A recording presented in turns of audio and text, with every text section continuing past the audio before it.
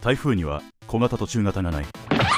台風の大きさは大型と超大型の2つ。実は小型や中型は存在しない。これは一体なぜなのか。気象庁では台風の大きさを強風域の半径で定義している。半径が 500km 以上 800km 未満を大型、800km 以上を超大型としている。かつては小型、中型、大型、超大型という4段階の分類が使われていた。しかし小型という言葉が台風を安全に見せてしまうという問題が浮上した。